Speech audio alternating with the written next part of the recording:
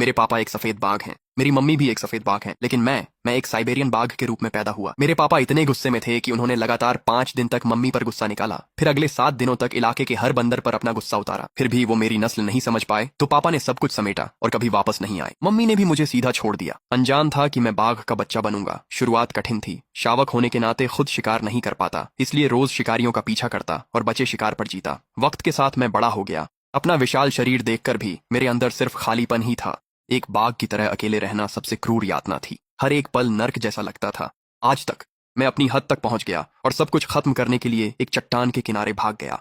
तभी एक सफेद बाघनी थोड़ी दूर पर दिखाई दी और सब कुछ बदल गया। मैंने कभी कभी सोचा था कि किसी और बाघ के साथ रहूं, लेकिन मैं कभी उस मानसिक अवरोध को पार नहीं कर पाया। लेकिन यह सफेद बाघनी वह अलग थी। उसकी फर नुकीली और साफ थी, ताजा बर्फ जैसी सफेद। उसके नुकीले दांत दिखने के बावजूद उसके चेहरे पर एक अनोखा एहसास था, और वो आंखें ठंडी, शाही, छूने से परे, जैसे कोई रानी जो सब कुछ को तुच्छ समझती हो। भले ही मेरी पसंद इंसानों की ओर ज्यादा थी, मैं अपने हार्मोन्स को बेकाबू होने से नहीं रोक पाया। और तभी एक ख्याल मेरे दिमाग में आया, जोखिम उठाए बिना कुछ हासिल नहीं होता।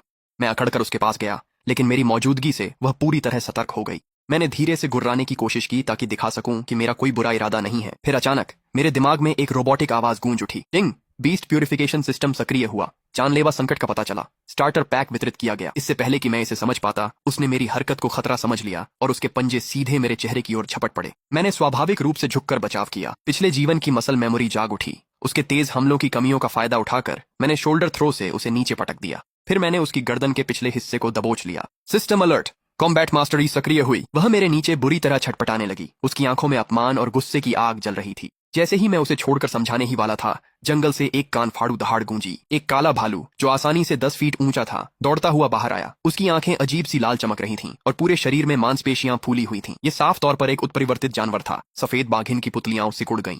उसका शरीर जड़ हो गया। भालू का पंजा झपटता हुआ नीचे आया। बिना सोचे समझे मैंने उसे धक्का देकर रास्ते से हटा दिया और खुद पर वार झेल लिया। दर्द पूरे शरीर में दौड़ गया। कम से कम मेरी 3 पसलियां टूट गईं। सिस्टम मिशन: उत्परिवर्तित काले भालू को हराओ। इनाम: क्रिटिकल क्लॉ। मैं मुस्कुरा उठा। मुझसे ताकतवर विरोधियों को गिराना, ये तो हमेशा से मेरी खासियत रही है। भालू का वार मालगाड़ी जैसा था, लेकिन वह धीमा था। मैं लगातार घूमता रहा, इलाके का इस्तेमाल करता रहा और मौके की तलाश करता रहा। आखिरकार जब उसने एक और झपट्टा खाली मारा, मैंने क्रिटिकल क्लॉ सक्रिय की और उसे सीधा उसकी गर्दन में घुसा दिया। भालू जमीन पर गिर पड़ा।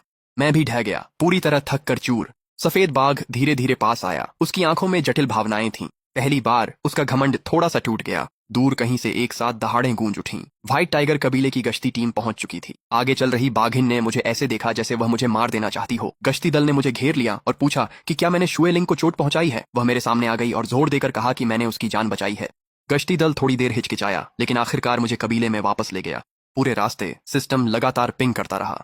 सफेद बाघ की रक्त रेखा की उच्च सांद्रता का पता चला। दैनिक चेक इन पुरस्कार, सॉवरेन प्रेशर शार्ड्स। इससे मुझे सोचने पर मजबूर कर दिया। शायद यहाँ रुकना इतना बुरा विचार नहीं था। सफेद बाघ कबीले का क्षेत्र मेरी उम्मीद से कहीं ज्यादा विशाल था। चौक में दर्जनों सफेद बाघ भरे हुए थे, और जैसे ही मैं वहां पहुंचा, हर एक जोड़ी आंखें मुझ पर टिक गईं। उनमें से हर एक में घृणा टपक रही थी। एक विशाल सफेद बाघ मंच से नीचे उतरा। उसका फर बर्फ जैसा था और उसकी आंखों से अधिकार झलक रहा था।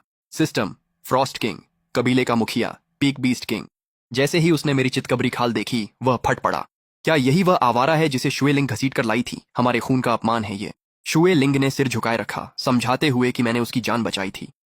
फ्रॉस्ट किंग टस से मस नहीं हुआ। बर्फ की तरह ठंडे स्वर में उसने कहा कि जान का कर्ज शिकार से चुकाया जा सकता है, लेकिन वह कभी भी किसी आवारा को अपनी जमीन गंदा करने नहीं देगा। उसने उसी वक्त मुझे वहां से जाने का आदेश दे दिया। तभी एक ताकतवर सफेद बाघ आगे आया, जिसकी आंखों में घमंड था।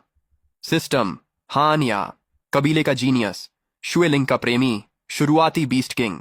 हानिया ने कहा कि वे मुझे यूं ही जाने नहीं दे सकते। वह मुझे सबक सिखाना चाहता था, मुझे खून की शुद्धता का फर्क दिखाना चाहता था। वह मेरे चारों ओर घूमता रहा, ताने कसता रहा, कहता रहा कि मेरी चितकबरी खाल सभी बाघों के लिए शर्म की बात है। भीड़ हंस पड़ी। मेरे पंजे मिट्टी में धंस गए। हान या बिल्कुल पास आ गया। उस घमंडी चेहरे के साथ नीचे देखा और अपनी मांग रखी। अगर मैं उसके पैरों के बीच से रेंग कर जाऊं तो वह मुझे जाने देगा। ये किसी नर बाघ के लिए सबसे बड़ी बेइज्जती है। शुएलिंग ने बीच बचाव करने की कोशिश की। फ्रॉस्ट किंग ने उसे रोक लिया। मैंने सिर उठाया, इनसाइट आई सक्रिय की और हानिया को स्कैन किया। हर जगह कमजोरियां थीं। मेरी मौजूदा ताकत और लड़ाई के कौशल के साथ मुझे उसे हराने का 70% मौका था। मेरी मांसपेशियां तन गईं। इस आदमी को उसकी औकात दिखाने के लिए तैयार थी। तभी सिस्टम पॉपअप हुआ। छुपा हुआ मिशन सक्रिय। अपमान सहो, शर्म सहो, फिर वार करो। इनाम: ब्लड लाइन प्यूरिफिकेशन सीरम। असफलता: सिस्टम डाउनग्रेड। मैं जड़ हो गया। ब्लड लाइन प्योरिफिकेशन सीरम ही मेरी इकलौती उम्मीद थी इस कुत्ते जैसी हैसियत से छुटकारा पाने की, लेकिन उसके पैरों के बीच से रेंगना, वो तो मरने से भी बुरा लगता था। हानिया ने मेरी हिचकिचाहट देखी और मुस्कुराया। कुत्ते हमेशा डरपोक होते हैं। मैंने अपना गुस्सा निगल लिया। आज का अपमान सह लो, बाद में इसका 10 गुना लौटाऊंगा। मैं धीरे धीरे नीचे झुका, रेंगने के लिए तैयार हो गया। शुएलिंग ने नजरें फेर लीं। जैसे ही मैं लगभग पार करने ही वाला था, हनिया ने मुझे सीधा चेहरे पर लात मारी और मैं लुढ़क गया। वह हंसा। कुत्तों के पास तो इज्जत भी नहीं होती। भीड़ भी हंसी में शामिल हो गई। मैं जमीन पर पड़ा था और मेरे चेहरे पर हल्की सी मुस्कान आ गई थी। सिस्टम मिशन 50% पूरा हुआ। अपमान सहने के लिए बोनस इनाम इनसाइट आई अपग्रेड हो गई है। फ्रॉस्ट किंग ने अपना पंजा हिलाया और मुझे इलाके के किनारे पर जाने का आदेश दिया। 3 दिन।